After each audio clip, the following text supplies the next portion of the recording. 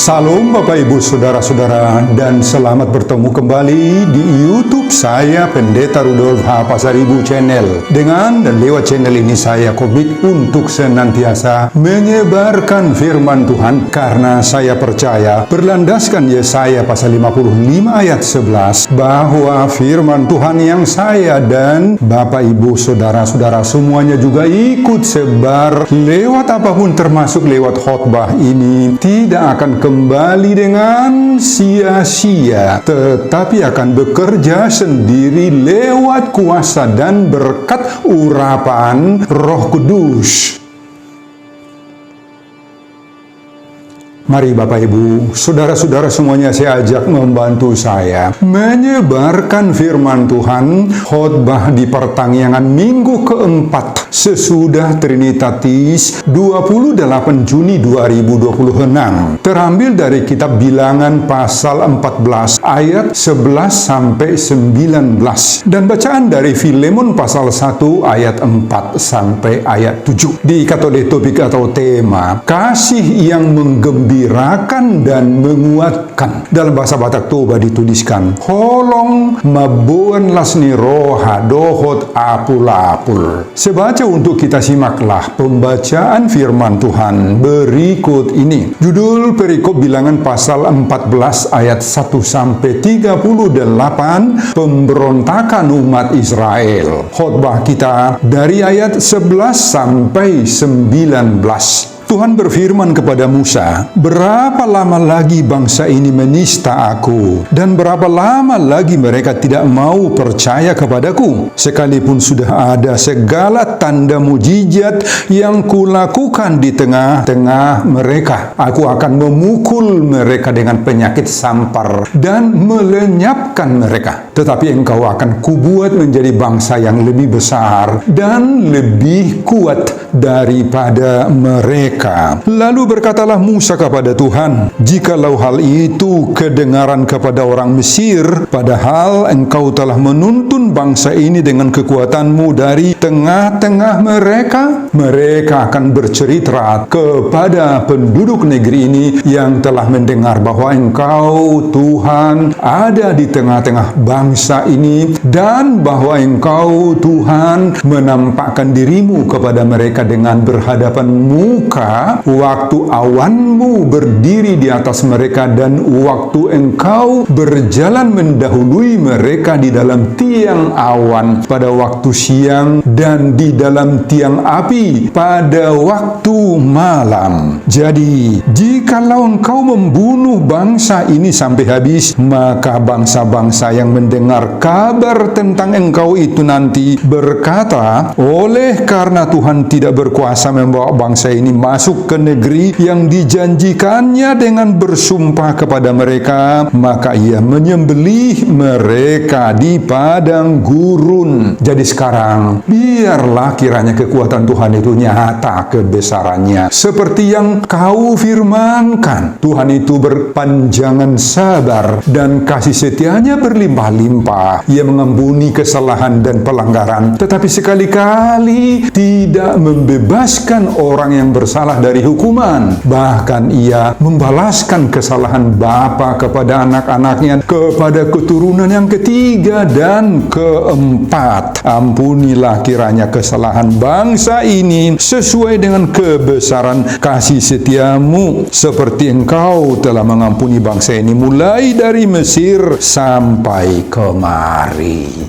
Nah, Bapak Ibu dan saudara-saudara, demikianlah nats khotbah kita di pertanggungan minggu keempat sesudah Trinitatis 28 Juni 2026, dihubungkan dengan topik kasih yang menggembirakan dan menguatkan. Holong mabuan lasni roha dohot apul-apul. Saudara, ketika bangsa Israel dalam perjalanannya keluar dari tanah perbudakan selama 400 tahun di Mesir, sekarang mereka sudah tiba di perbatasan dengan tanah Kanaan Kanan, tanah perjanjian yang mau ditujunya itu. Musa mengirim 12 orang pengintai untuk menyelidiki dan mengobservasi tanah Kanan itu. Ke-12 orang pengintai itu melakukan pengintaiannya selama 40 hari, dan masing-masing yang 12 orang itu telah membuat rumusan hasil pengintaiannya masing-masing sebagai gambaran keadaan negeri tanah Kanan yang akan segera ditempati settle oleh mereka. Setelah masa pengintaian itu selesai berakhir, mereka pulang dan masing-masing membuat laporan sendiri-sendiri. Apa hasil pengintaian yang 12 orang itu? Ternyata 10 orang dari pengintai mengatakan bahwa benar bahwa negeri Kanan itu sangat-sangat kaya raya, berlimpah susu dan madunya. Rakyat yang mendiami daerah itu juga makmur, tanahnya subur, menghasilkan anggur yang baik. Tetapi rakyat yang mendiaminya adalah orang yang kuat-kuat, tangguh, tinggi, seperti raksasa-raksasa.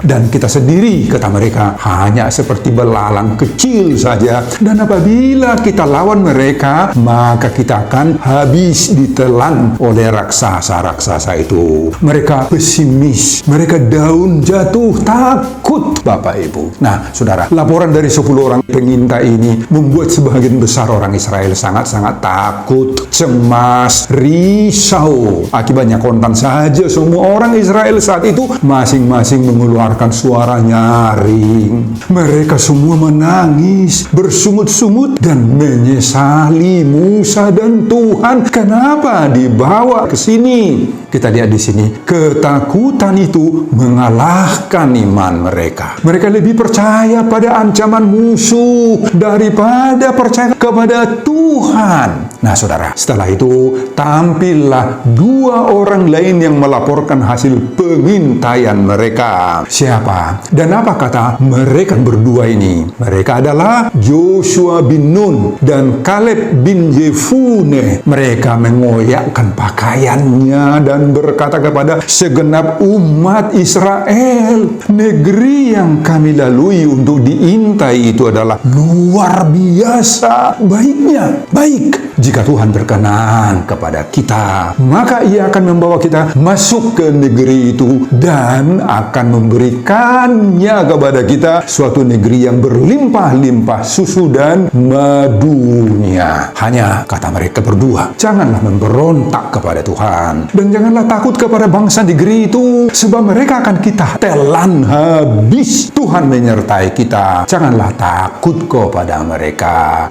Mereka berdua memiliki apa? Optimisme yang kuat, iman yang teguh, dan kepercayaan yang sungguh-sungguh kepada Tuhan. Inilah ciri-ciri khas dari orang-orang yang beriman. Nah, saudara, meski laporan kedua orang ini sangat-sangat optimis, tetapi tidak bisa menormalisir, menetralisir keadaan orang Israel. Saat itu mereka terus risau. Bahkan sebaliknya justru semakin membuat mereka marah, geram, dan hendak menciderai kedua orang itu, Joshua bin Nun dan Kaleb bin Yefune. Bahkan pada ayat 10 dituliskan sebelum khotbah kita, lalu segenap umat itu mengancam hendak melontari kedua orang itu dengan batu. Tetapi tampaklah kemuliaan Tuhan di kemah pertemuan kepada semua orang Israel. Jadi Bapak Ibu, kedua orang yang optimis dan punya iman yang teguh itu, yakni Joshua bin Nun dan Kaleb bin Yefune, dijagai, dipelihara oleh Tuhan, diramoti debata. Kita lihat di sini, di tengah ketidaksetiaan umat, kasih Allah justru dinyatakan. Kasih Allah itu menegur dan juga memulihkan dan menguatkan. Nah, saudara, mari kita lihat nats khotbah kita, Bilangan pasal 14 ayat 11 sampai 19 ini. Pada ayat 11 Tuhan berkata, berapa lama lagi bangsa ini menista aku? Allah menyingkapkan duka cita hatinya atas ketidakpercayaan Israel. Jadi kalau kita tidak percaya, Bapak Ibu, Tuhan itu berduka. Berapa lama kamu tidak bertobat? Katanya kepada kita. Nah, di sini bangsa Israel telah melihat dan telah menikmati mujizat Mereka keluar dari Mesir. Mereka bisa menyeberangi laut Teberau, terbelah. Mana juga dari sorga dikirim oleh Tuhan, tetapi tetap saja mereka tidak percaya kepada Tuhan. Itu maksudnya. Pada ayat 12, Allah kemudian berkata, aku akan memukul mereka dengan penyakit sampar. Ini menunjukkan kekudusan dan keadilan Allah. Dosa ketidakpercayaan itu bukan hal yang kecil, yang sepele, Bapak Ibu. Namun di sini ada sesuatu yang menarik. Sebelum hukuman dijatuhkan, Allah membuka ruang konsultasi lewat Musa. Musa berbicara dengan Tuhan. Pada ayat 13 sampai 16, Musa mulai berdoa syafat. Doa syafat yang dilakukan oleh Musa, Bapak Ibu. Ia tidak membela bangsa Israel itu karena mereka layak, tetapi karena nama dan kemuliaan Allah di hadapan bangsa-bangsa lain. Itu alasannya kenapa dia berbicara kepada Tuhan. Musa berkata, jika Israel binasa, bangsa lain akan berkata bahwa Tuhan tidak sanggup membawa mereka nanti ke tanah perjanjian. Nah, sikap Musa mencerminkan hati seorang gembala, seorang pemimpin yang sangat-sangat memperhatikan orang-orang yang dipimpinnya, yang meski baru saja bahkan memberontak, tetapi Musa sebagai pemimpin tidak mau meninggalkan bangsanya. Musa terus mencoba membawa bangsa itu supaya tidak dijatuhi hukuman oleh Tuhan. Pada ayat 17 ditulis, sekarang kiranya kekuatan Tuhan nyata. Musa menggambarkan kekuatan Tuhan itu dalam kesabaran Tuhan dan dalam kesediaan Tuhan memberi pengampunannya. Pada ayat 18 Musa menyaksikan lagi Tuhan itu panjang sabar dan berlimpah kasih setianya. Inilah inti dari keseluruhan nats ini. Di sini ditunjukkan beberapa sifat-sifat Allah yang sangat-sangat penting. Satu, Tuhan Allah itu panjang sabar. Kedua, Allah itu tidak cepat murka. Ketiga, berlimpah kasih setia daripada Tuhan. Keempat, Tuhan itu mau mengampuni kesalahan. Dan yang kelima, Allah itu, Tuhan itu menyediakan pemulihan.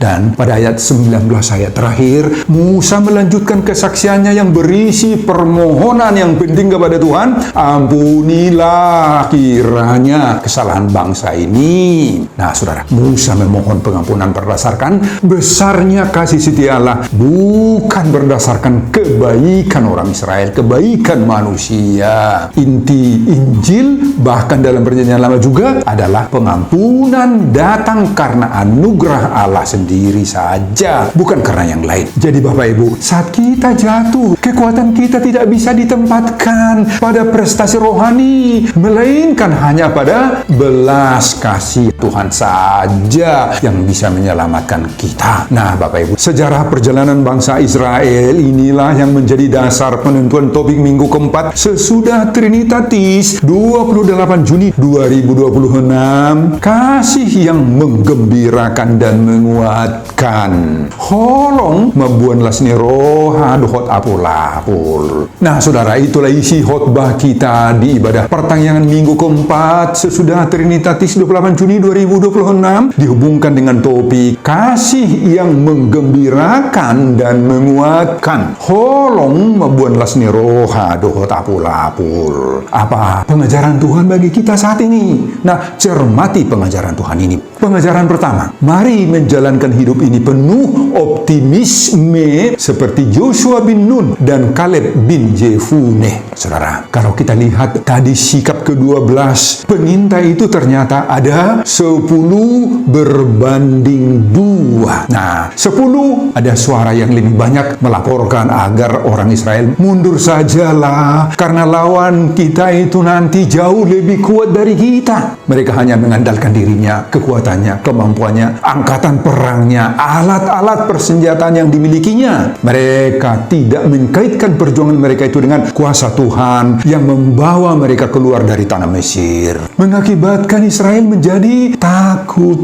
gemetar, memberontak, baik kepada Musa ataupun kepada Allah sendiri. Mereka membesar-besarkan kehebatan musuh seperti raksasa, tetapi membelakangkan iman dan mengecilkan kekuatan dan kuasa Tuhan. Inilah jenis manusia yang sudah terlebih dahulu kalah sebelum berperang. Bapak Ibu, sebaliknya yang dua orang lagi, Joshua bin Nun, Kaleb bin Jefune, bagaimana sikap mereka tadi? Mereka memang tahu, memang sadar, memang lihat bahwa di depan sana, di hadapan mereka sekarang ada raksasa-raksasa yang mengancam perjalanan hidup mereka ke depan. Mereka juga sadar bahwa ada malapetaka yang sedang menanti, yang sedang menunggu mengintip kedatangan mereka. Namun mereka memiliki iman yang teguh kepada Tuhan. Mereka mengedepankan kuasa Allah. Mereka menyerahkan sepenuhnya diri, masa depan, perjuangan hidupnya kepada Tuhan, kepada kekuatan yang dipercayai jauh melebihi raksasa-raksasa duniawi yang ada di depan sana. Nah, Joshua bin Nun dan Kaleb bin Jefune tetap percaya pada pesan Tuhan dalam kitab Keluaran pasal 14 ayat 14. Tuhan akan berperang untuk kamu dan kamu akan diam saja. Jehovah marporang humokop hamu asal hohom hamu. Nah, mereka percaya kepada itu, Bapak Ibu. Nah, saudara, inilah juga yang menjadi gambaran dari kehidupan kita saat ini. Kita juga pasti takut menghadapi tanda kutip raksasa-raksasa jahat yang dapat merusak kehidupan kita, merusak masa kini dan masa depan kita, merusak perekonomian, merusak bangsa kita di masa kini, masa depan, merusak bahkan kehidupan beragama, bersosial, beribadah, dan merusak sendi-sendi kehidupan kita. Ada banyak sekali Bapak Ibu di depan sana, tetapi banyak pemimpin dalam keluarga, dalam agama, dalam gereja, dalam negara yang tidak bisa menenangkan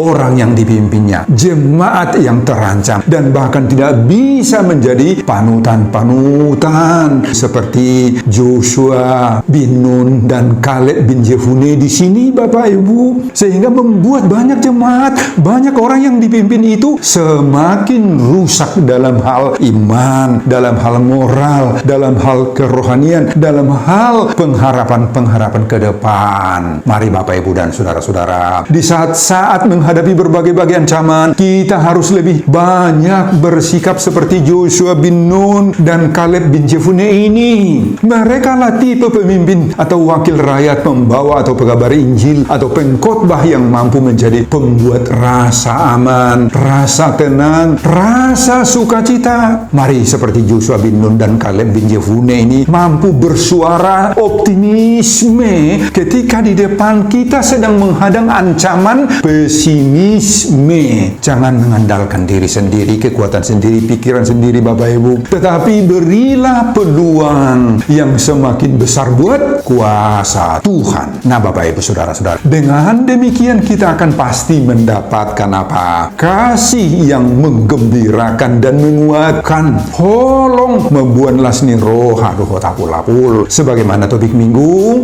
keempat sesudah Trinitatis, pengajaran kedua, kasih Tuhan menegur agar kita kembali percaya. Nah, saudara, pada ayat 11 Tuhan menegur umat Israel yang bersungut-sungut, yang marah dan yang menggebuk dua pengintai yang optimis tadi, yakni Joshua bin Nun dan Kaleb bin Jefune. Tuhan berkata kepada orang Israel, berapa lama lagi bangsa ini menista aku? Allah menegur Israel karena hati mereka dipenuhi ketidakpercayaan dan bahkan melakukan tindakan-tindakan keras terhadap orang baik yang beriman, menggebuk kedua orang pengintai yang baik tadi. Nah, saudara, seringkali manusia lebih melihat masalah daripada melihat janji Tuhan, lebih berfokus pada ketakutan daripada kuasa Tuhan. Teguran Tuhan bukanlah suatu tanda bahwa Tuhan itu membenci umatnya, membenci kita, tetapi itu tanda bahwa Tuhan itu masih peduli pada kita, pada umatnya, meskipun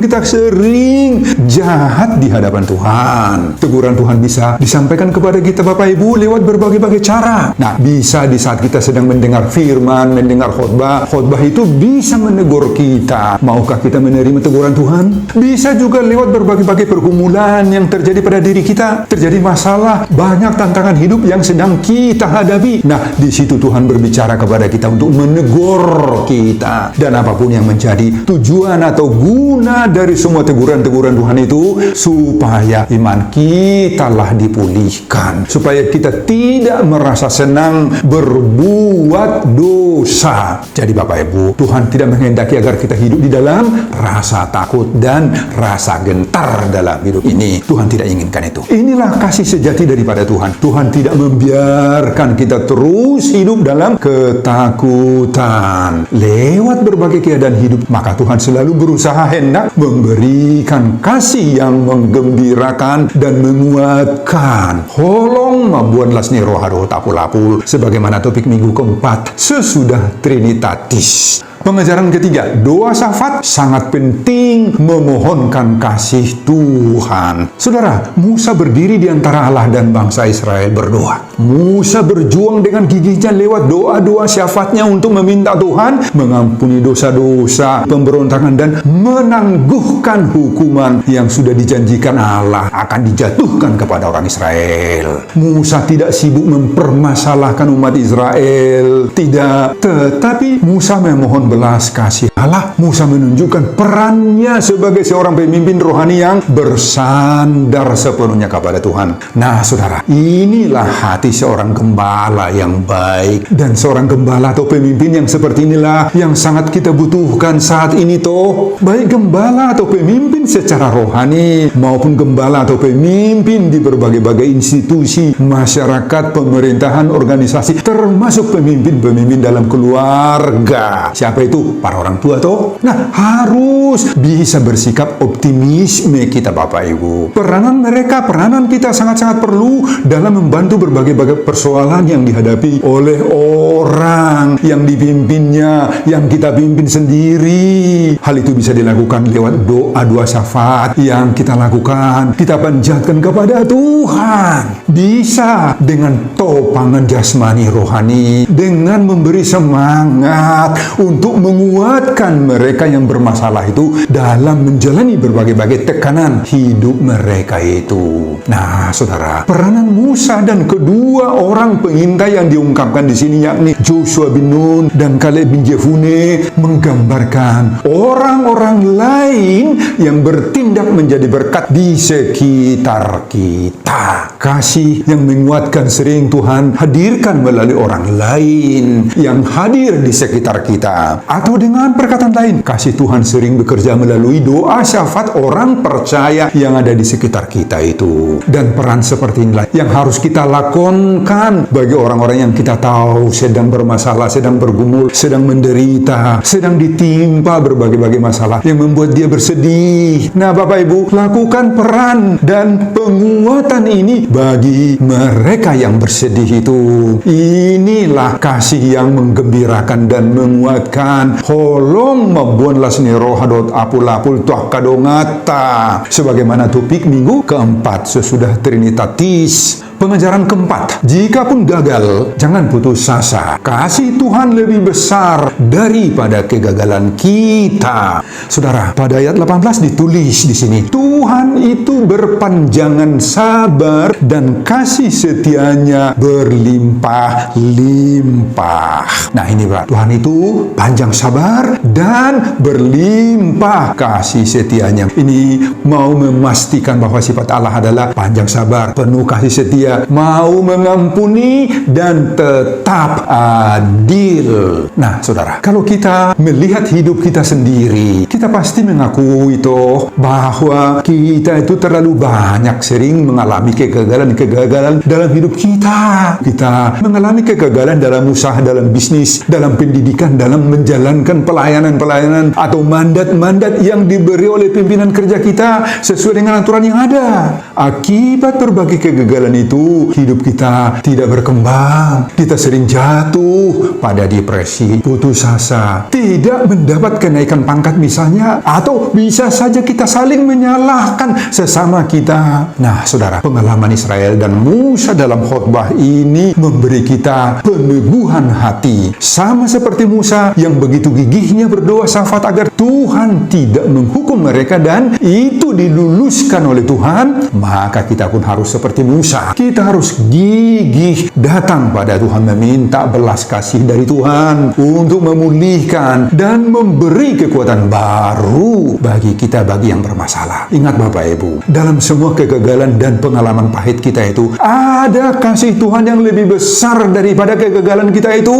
Seperti seorang ibu tetap merangkul anaknya yang jatuh berkali-kali saat belajar berjalan. Nah, begitulah Tuhan terus merangkul kita, makaul kita apabila kita berserah kepadanya di saat kita menghadapi berbagai-bagai kegagalan itu. Nah, Bapak Ibu, kegagalan manusia tidak lebih besar daripada Allah. Inilah kasih yang menggembirakan dan menguatkan. Holong mabuan lasni roha dohot apul-apul. Sebagaimana topik minggu keempat sesudah Trinitatis. Pengajaran kelima, pengampunan Tuhan memberi kekuatan dan sukacita baru. Saudara, pada ayat terakhir ayat 19 Musa menyampaikan doa terakhirnya di sini. Ampunilah kiranya kesalahan bangsa ini. Saudara, pengampunan melahirkan pengharapan. Orang yang diampuni, maka hatinya ringan, jiwanya dipulihkan, langkahnya dikuatkan. Nah, inilah yang diinginkan oleh Musa, diberikan oleh Tuhan agar Tuhan mengampuni supaya bangsa Israel ini bisa berjalan dengan semangat baru.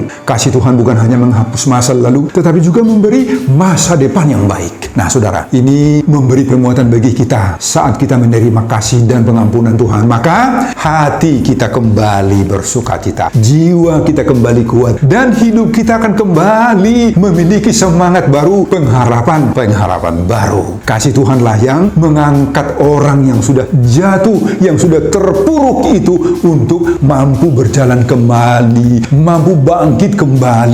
Kasih Tuhan memberikan kekuatan baru, dan kasih Tuhan itu tidak akan pernah habis-habisnya. Mari datang kepada Tuhan dengan hati yang terbuka. Berkata kepada Tuhan, Tuhan, biarlah kasih-Mu memenuhi hatiku. Biarlah kasih-Mu menggembirakanku dan menguatkanku kembali. Katakan seperti itu. Dan pasti kita akan mendapatkan kasih yang menggembirakan dan menguatkan. Holong membuat lasni rohadot apul-apul. Sebagaimana topik minggu keempat sesudah Trinitatis 28 Juni 2026.